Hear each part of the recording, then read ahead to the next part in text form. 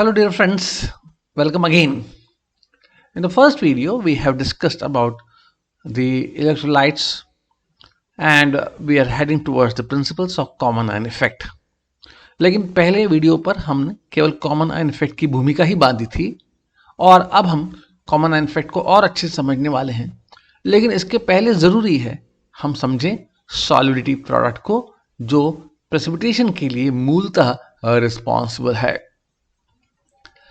तो solubility product is a constant KSP और यदि हम इसको इस तरीके से समझें कि कुछ आयनिक कंपाउंड ऐसे होते हैं या बहुत अधिक कंपाउंड ऐसे होते हैं जो पानी में बहुत ज़्यादा नहीं घुलते, they are only slightly soluble in water. ऐसे कंपाउंड्स को हम केमिस्ट्री में स्पैरिंगली सॉल्युबल सॉल्ट्स कहते हैं, like silver chloride, barium sulphate, barium chromate, strontium sulphate etcetera.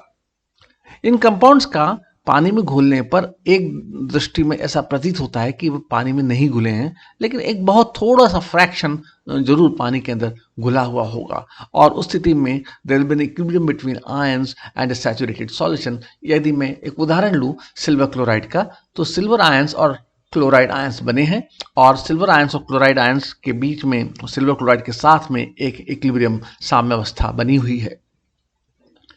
इस स्थिति में जो आयन के जो प्रोडक्ट का कॉन्सेंट्रेशन है, सिल्वर प्लस और क्लोराइड माइनस आयन का जो कॉन्सेंट्रेशन है, वो कहलाएगा solubility product of silver ion and chloride ion concentration. So product of silver ions chloride ions give the solubility product KSP. Now the question arises, how does precipitation occurs? अवक्षेपण होता कैसे है? और अवक्षेपण होने के लिए हम जानते हैं कि एक उदाहरण से समझे इसे कि यदि हमने एक बीकर में पानी में थोड़ा सा हमने नमक मिलाया है तो नमक पानी में डिजॉल्व हो जाएगा। इस स्थिति में जो आयंस के प्रोडक्ट का कॉन्सेंट्रेशन होगा वो कहलाएगा आयनिक प्रोडक्ट। और जैसे जैसे हम नमक और अधिक मात्रा में मिलाते जाएंगे, नमक घुलता जाएगा और हर बार एक विशिष्ट आयनिक प्रोडक्ट सोडियम और क्लोराइड का होगा। लेकिन एक सीमा ऐसी आएगी जब नमक और घुलने से इनकार कर देगा और उस परिस्थिति के समय मैं ये कहूँगा कि नमक अब अवक्षेपित हो गया है। In terms of chemistry I would say that sodium chloride is now precipitated. So therefore, I have to say in terms of chemistry that precipitation occurs if ionic product is greater than solubility product. अगर ionic product solubility product से अधिक हो जाए तो अवक्षेपण होगा। Precipitation cannot occur if ionic product is smaller than solubility product and a solution is said to be just saturated if both values are equal. यदि ionic product और solubility product दोनों बराबर हैं, इसका मतलब वो एक सैचुरेटेड सॉल्यूशन, संतृप्त सॉल्यूशन बना हुआ है।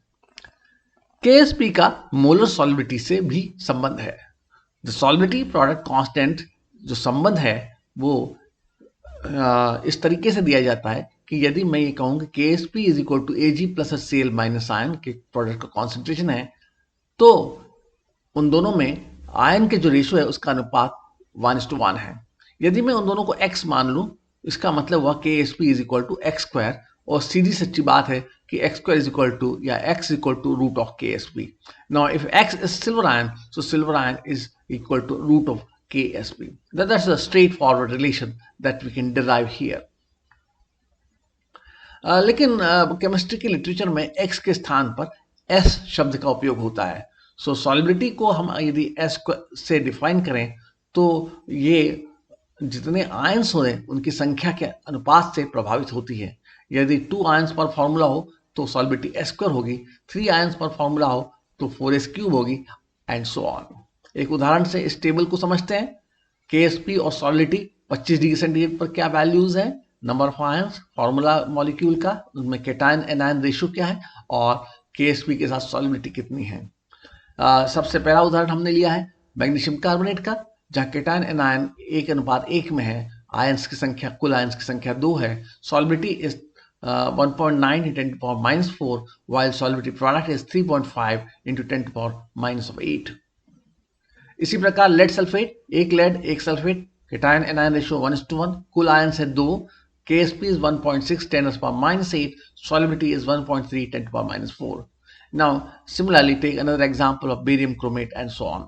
But now I'm heading towards species where calcium hydroxide is there with total of 3 ions, 1 of calcium ion, 2 of hydroxide ions, cation anion ratio है 1:2. तो KSP इसका यदि 6.5 into 10 to the power minus 6 है, तो आप solubility देखिए is 1.2 into 10 to the power minus 2. So that's greatly affected by number of ions. Similarly, if we talk about barium fluoride with 1 barium ion, 2 fluoride ion, cation anion ratio is 1.2, 1:2, KSP is 10 to the power minus 6, and solubility is in order of 7.2 into 10 to the power minus 3. If you talk about calcium fluoride, similarly, the similar kind of results are observed. And if you talk about silver chromate, but cation anion ratio is 2:1, 2 silver ions, 1 chromate ions, whereas KSP is just 2.6 into 10 to the power minus 12, but the solubility is in the order of 8.7 into 10 to the power minus 5. So there is a straightforward relationship between solubility product and the solubility of this substance. Solubility का activity से भी संबंध है. Ions that are not common to the precipitate can also affect solubility. एक उदाहरण के लिए समझे, कैल्शियम फ्लोराइड की सॉल्युबिलिटी पानी में 0.01 m सोडियम सल्फेट के मुकाबले कम है. यथा अगर हमारे पास 0.01 m सोडियम सल्फेट का सॉल्यूशन है तो उसमें कैल्शियम फ्लोराइड पानी की अपेक्षा ज़्यादा घुलता है, और इसका कारण है increase solubility because of inter ionic attractions. So each calcium and fluoride ion is surrounded by ions of opposite charges which impede the reaction of calcium 2 plus fluoride ions. So the effective concentration or activities of calcium and fluoride are lower than the actual concentration.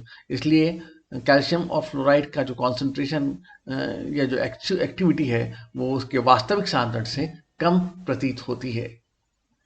दूसरी बातें जो हमको ध्यान में रखने योग्य हैं कि यदि एनायन और कैटायन H plus ions या OH minus ions से रिएक्ट कर सकते हैं तो solubility of the salt will increase due to the formation of weak acid or base. यदि उनमें कोई एक कॉन्जुगेटेड एसिड वीक है या बेस वीक है तो H3O प्लस के कारण उनकी सॉल्युबिलिटी बढ़ सकती है, और इसलिए ऐसी परिस्थिति में आयनिक प्रोडक्ट यदि अधिक है तो सॉल्यूशन स्टेट में होगा, यदि KSP अधिक है तो precipitation would take place, and ionic product है तो KSP बराबर है तो precipitation will begin and you have to add more of salt. So to determine whether precipitation is complete, we generally consider precipitation to be complete if about 99.9% of the target ion is precipitated. हम ये मानते हैं कि यदि 99.9% target ion अवक्षेपित हो गया है या केवल बहुत छोटा सा 0.1% ही सॉल्यूशन में बचा हुआ है तो प्रेसिपिटेशन कंप्लीट हो चुका है. और कंप्लीट प्रेसिपिटेशन के लिए हम ये 3 शर्तों को मुख्यतः समझते हैं. पहली बात, स्मॉल वैल्यू ऑफ KSP. दूसरी बात, टारगेट आयन का हायर कॉन्सेंट्रेशन. तीसरी बात, common ion that greatly exceeds that of target ion. तो इस स्थिति में हम कोई सॉल्युबल सॉल्ट मिला देते हैं जैसे अल्कली मेटल सॉल्ट या अमोनियम सॉल्ट एक्सेट्रा. जहां तक पीएच का सवाल है, इफेक्ट ऑफ सॉल्युबिलिटी और पीएच, तो पीएच की स्थिति में मैंने पहले ही कहा था आपसे कि यदि कोई वीक एसिड अगर बनता हो तो वो पीएच से प्रभावित होगा, और यदि नहीं बनता हो और वो वीक एसिड बल्कि स्ट्रॉन्ग एसिड बनता हो तो पीएच का उस पर कोई प्रभाव नहीं गिरेगा.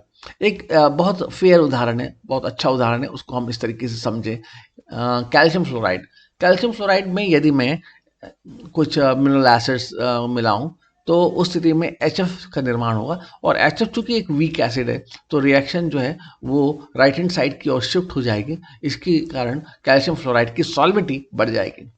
वहीं दूसरी ओर यदि सिल्वर क्लोराइड की बात करें तो chloride minus ion H plus ion से HCl बनाएगा, तो HCl फिर से एक स्ट्रॉन्ग एसिड है, इसलिए इसका सॉल्युबिलिटी पर कोई असर नहीं होगा.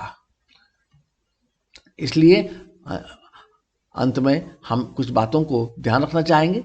Solubility product constant KSP represents equilibrium between a slightly soluble ionic compound and its ion in a saturated aqueous solution. Number 2, the common ion effect is responsible for reduction in solubility of a slightly soluble ionic compound. Now this is something that we are going to understand in the coming lecture, coming video, and that's our key point for the next video. Precipitation is assumed to be complete if no more than 0.1% of the target ion remains in solution and the solubilities of some slightly soluble compounds depend strongly on pH. Also, precipitation, acid bases, redox, complex ion formation, and amphoteric behavior are all used for the qualitative analysis of common cations. So I'm again forcing on the statement that the qualitative analysis of common ion can be understood fully if we understand the principles of solubility and solubility product. Thanks for watching this video. The next video will be about common ion effect, and hoping to see you there. Thanks again.